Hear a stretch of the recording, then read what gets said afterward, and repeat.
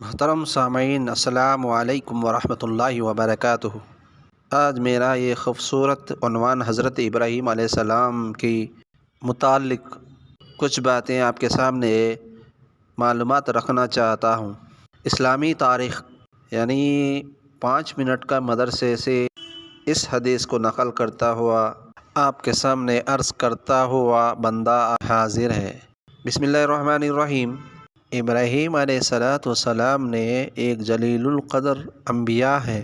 ان کی اولاد میں سے جتنے بھی لوگ ہیں انبیاء ہی پیدا ہوئے ہیں۔ ابو الانبیاء کے وارث ہے جتنے بھی انبیاء ہیں۔ قرآن میں ہر جگہ پر آپ کا نام وارد ہوتے رہتا ہے۔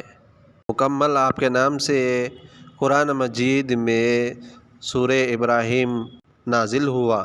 یعنی حضرت ابراہیم علیہ السلام عراق میں بابل کے مقام پر ایک بت پرستی قوم میں پیدا ہوئے۔ آپ نے اپنے گھر والوں اور وہاں کے ظالم بادشاہ نمرود کو ایمان کی دعوت دی، بت پرستی سے باز رہنے کی نصیحت اور چھوڑنے اور جھوٹے معبودوں کی بے کسی کو قوت و شدت سے بیان کیا۔ جب وہ اپنے بتوں کی توہین برداشت نہ کر سکے، یعنی نمرود نے اپنے بتوں کی پرستش کو برداشت نہ کر سکا، نمرود اور اس کی قوم نے حضرت ابراہیم علیہ السلام کو آگ میں ڈال دیا گیا، مگر اللہ تعالیٰ نے آگ کو یہ حکم کر دیا، یا نار کونی بردن وسلام علی ابراہیم۔ آگ کو حضرت ابراہیم علیہ السلام کے لیے امن و سلامت کے ساتھ ٹھنڈا کر دیا اور وہ زندہ سلامت آگ میں رہے۔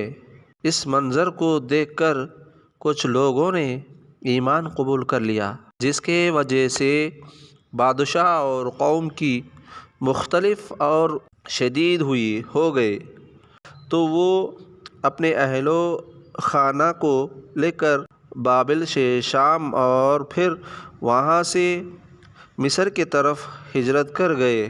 اللہ تعالیٰ نے قربانیوں اور آزمائشوں میں کامیاب ہونے پر آپ کو خلیل اللہ کا لقب عطا فرمایا۔ حضرت ابراہیم علیہ السلام کی 3 بیویاں تھیں۔ سب سے پہلی بیوی حضرت ہاجرہ رضی اللہ تعالیٰ عنہ، جس سے حضرت اسماعیل علیہ السلام پیغمبر نے پیدا ہوئے، اور اللہ تعالیٰ کے حکم سے ماں اور بیٹے کو سرزمین مکے میں آباد کیا، اور پھر باپ بیٹے نے مل کر بیت اللہ یعنی مکہ شریف کی تعمیر فرمائی۔ دوسرے اہلیہ سارہ رضی اللہ تعالیٰ عنہ، جن سے حضرت اسحاق علیہ السلام پیدا ہوئے، اور ان کی اولاد سے بنی اسرائیل کے انبیاء کا سلسلہ شروع ہوا۔ تیسرے اہلیہ نے فتورہ رضی اللہ عنہ، جس سے مدین پیدا ہوئے، اور انہوں نے نام پر بسنے والے قوم مدین اور ایک کے نام سے مشہور ہوئی۔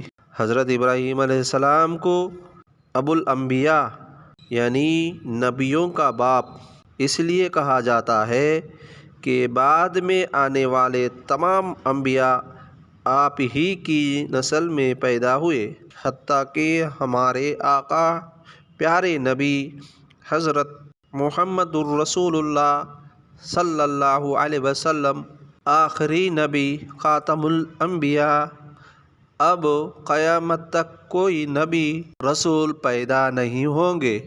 یہ ختم نبوت والی عقیدہ ہے، اس کو قیامت تک محفوظ رکھے اور لوگوں میں عام کرے۔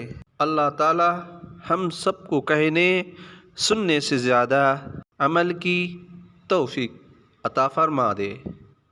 آمین ثم آمین۔